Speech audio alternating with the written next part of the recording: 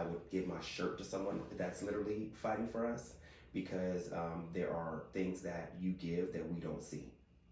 There's a lot of things that people don't see. There's a lot of hidden scars that come out of being deployed to Iraq and having to encounter those situations.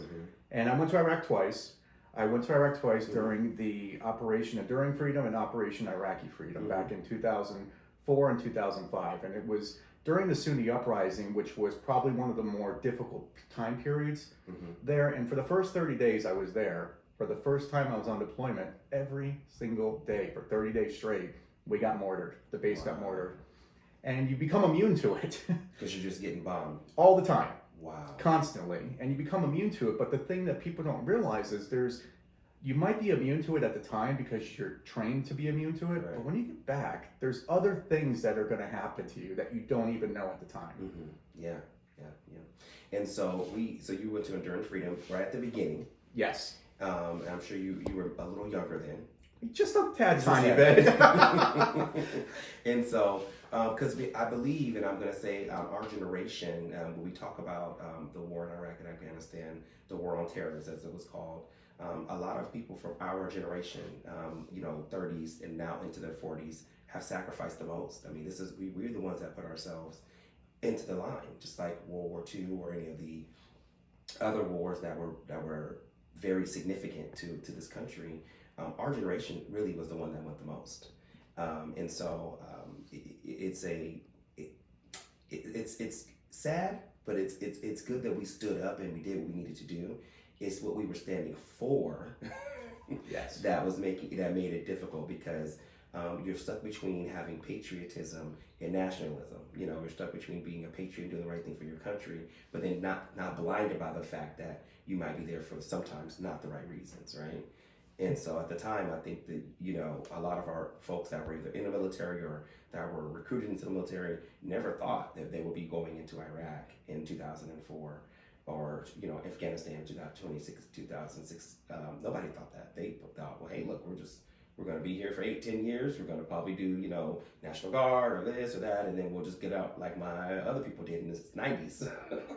And didn't happen. No, it didn't happen. And something else that I think that people should realize is an entire generation has grown up in war. An entire generation of voters. We've been at war for over 20 years now. So from the born until now, the same war that we had going on whenever these kids were born, they can now go serve and go fight in it. Wow. There's something kind of unusual about that. Right. We need to get out of there. Sure, we have national security interests that we do have to protect. Absolutely.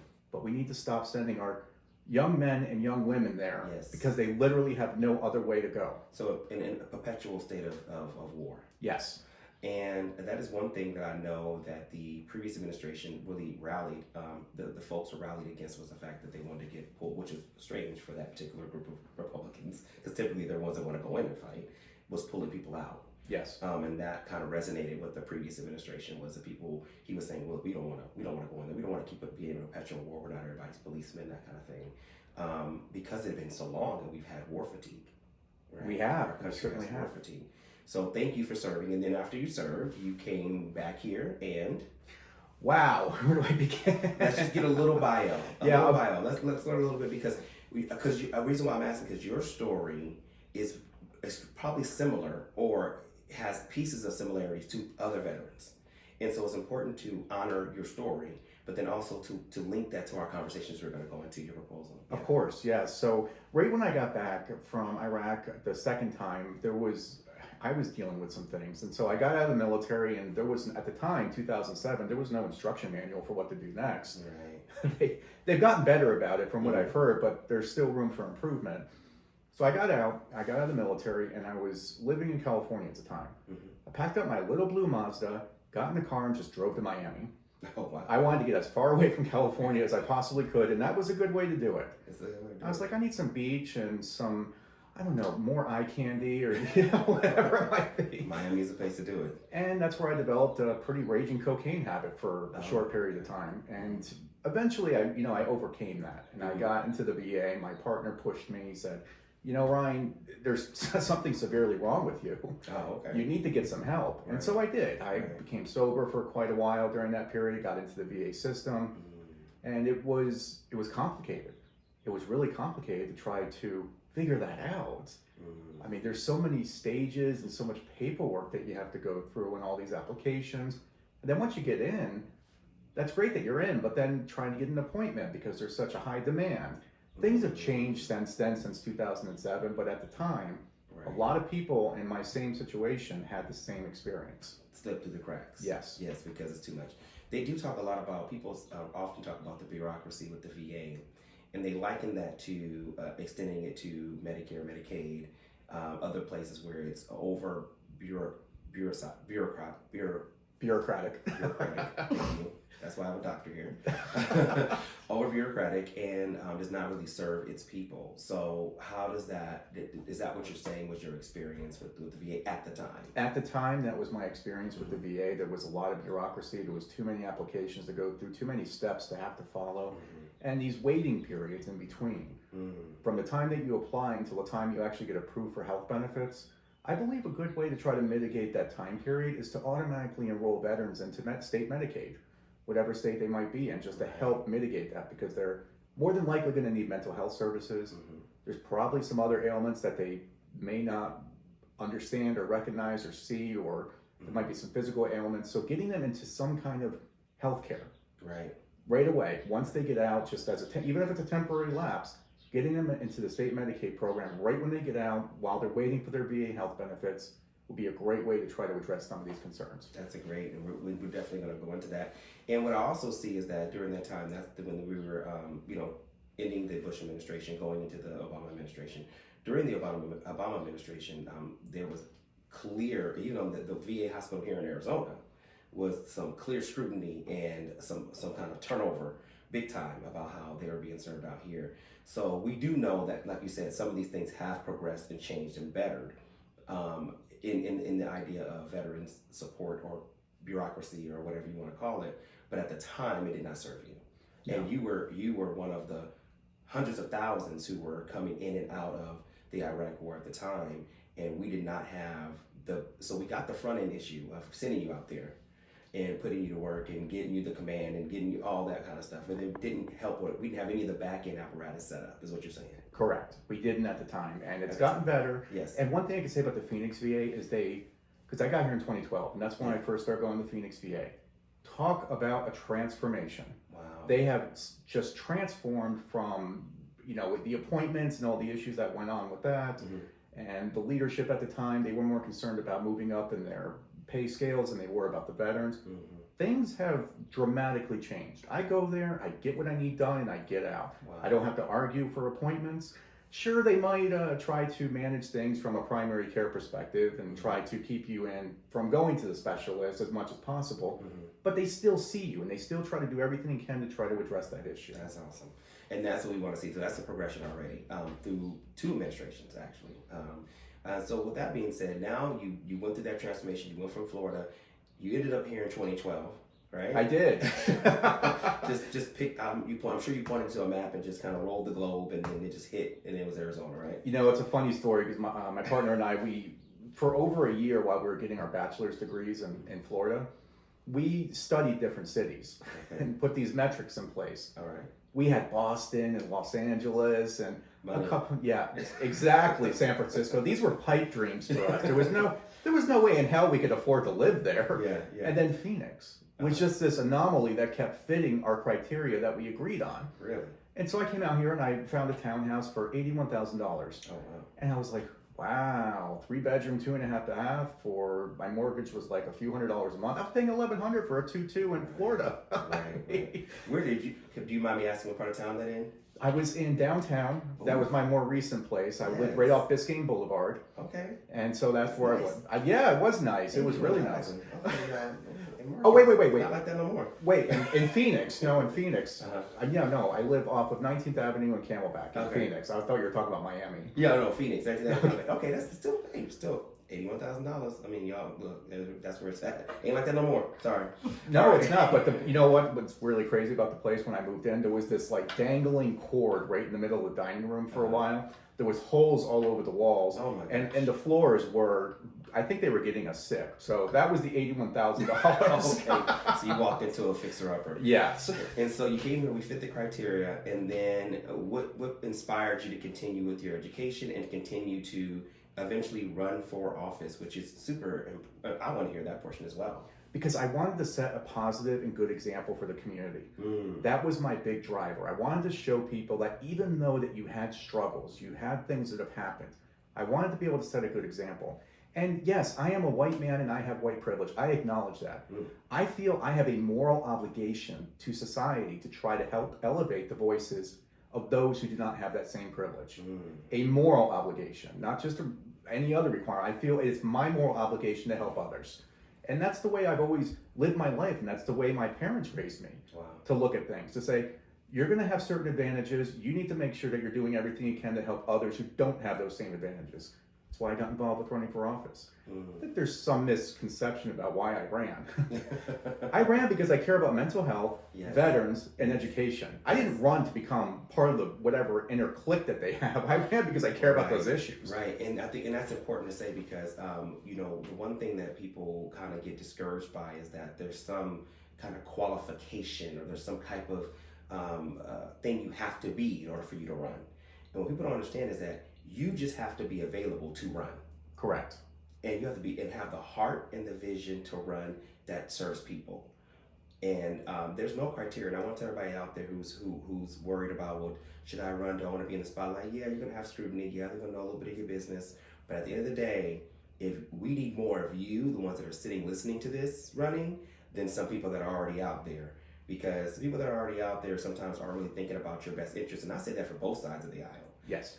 Because at the end of the day, there are people that are in a perpetual state of re-election, and they really enjoy the fact that they are luxuriating in these positions versus actually having people who are from the streets, on the ground, in the marches, in front of legislators, advocacy, that are actually running for office. And this is no slight to anyone in particular. It's just an observation. If you've been doing this for a while, great, you have wisdom. Who are you mentoring to come take your position? If you've been doing this for a while, yes, you have access. Who are you gaining or allowing to gain access with you?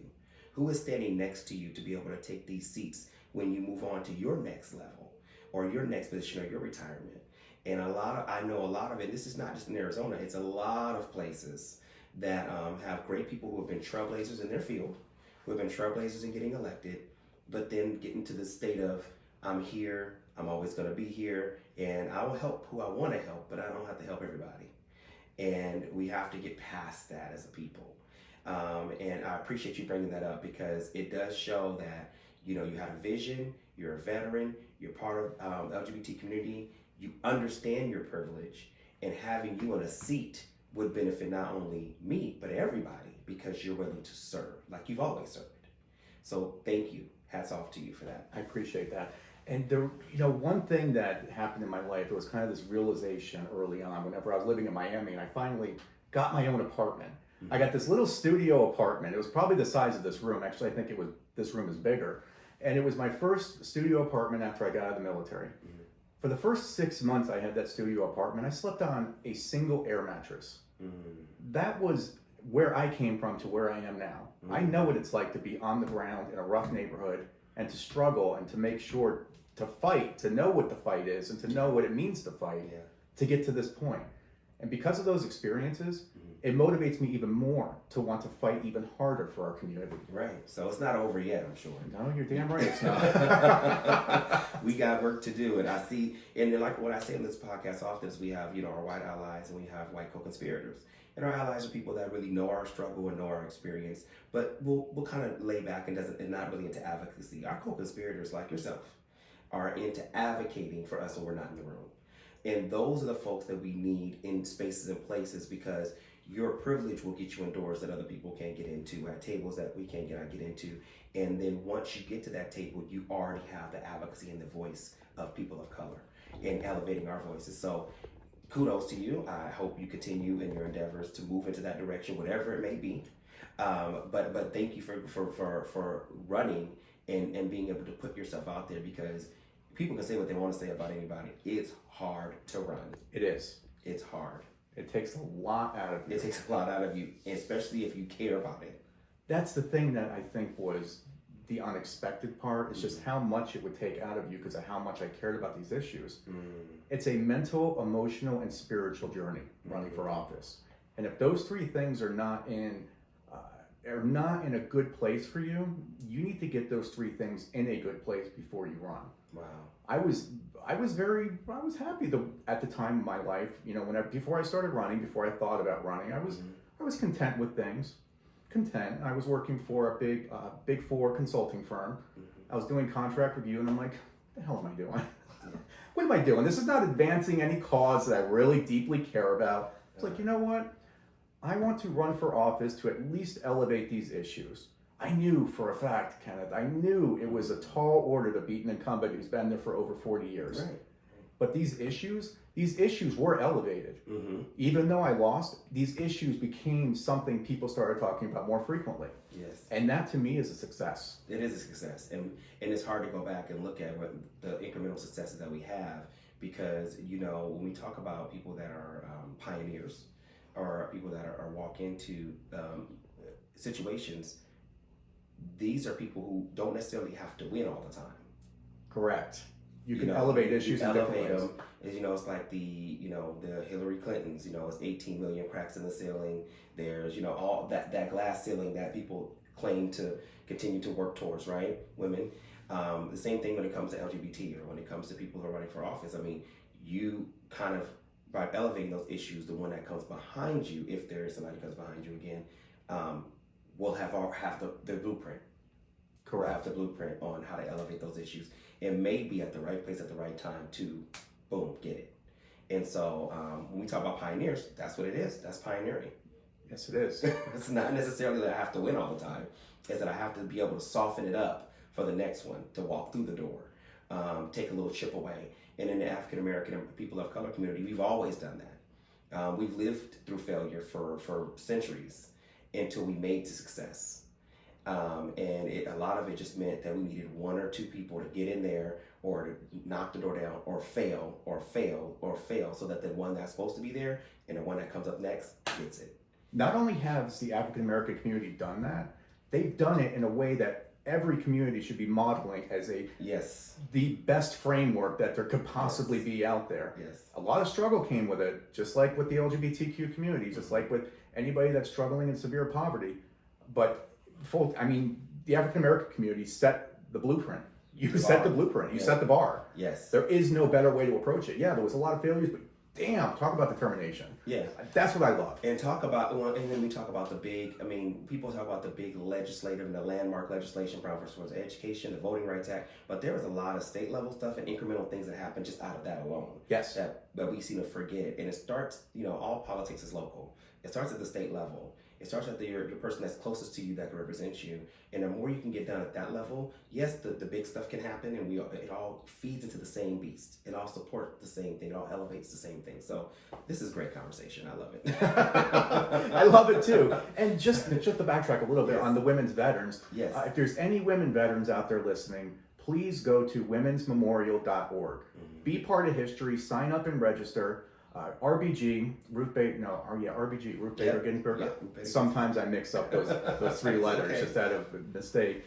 RBG was laid to rest in her wake. No, she had her wake at this women's memorial in Washington, D.C. So be part of history. Register, womensmemorial.org. They are looking for people to sign up. Women's history is very important. Women's veterans history is very unique. Yes, it's very unique. We can go back into World War II. We can go back to so many women, people of color, help save this country. It's when it comes to production output, when it comes to being in the factories, when it comes to playing baseball, when it comes to anything, women and people of color have always been a part of the fabric of America. And it really showed during World War II, when we had to produce more, items than ever before. And our production was the Defense Production Act is from that, is mass producing some of the stuff that we won the war with. And it did not happen, could not happen with all the men being away, without the women and people of color doing it. Yes. And so let's highlight that women, and let's talk about how we can move forward in the best possible way to support everyone. So when we come back, we're going to talk about the proposal that you have. Dr. Ryan Starzyk is here with us today, a veteran, part of our LGBT community, and a strong advocate and white co-conspirator for the Black, Indigenous, people of color movement. And we are extremely thankful to have him here, an expert to bring this perspective. So as when we come back from break, we're going to go further in the proposal that he has that can support veterans issues. We're going to go topic by topic and go through these veterans issues that we can do for today, because we're not addressing it enough. But even when we have all these other issues going on, underneath that umbrella, the minority under the minority, or the issue under the issue, are veterans. So when you talk about homelessness, there's veterans homelessness. We talk about economy, there's veterans economics. We talk about drug use, there's veterans drug use. There's specific things to veterans that we need to address. Yes, there is. And that's what we're here to talk about today with Dr. Ryan Starzyk. So thank you very much, and we will be right back. The Minnow with Kenneth Smith.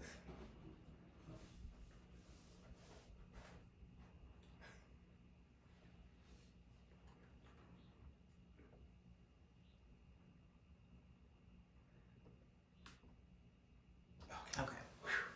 I'm like, I went around the pond a little bit, but thank you. Yeah, that was good. You got this down to a science. Do I? I love it. I've been on a few podcasts, but this one is down to a science. Really? Oh, wow. Thank you. Yes, I've been trained to do this for years. So this is just something I can do. I love it. I love it, love it, love it, love it.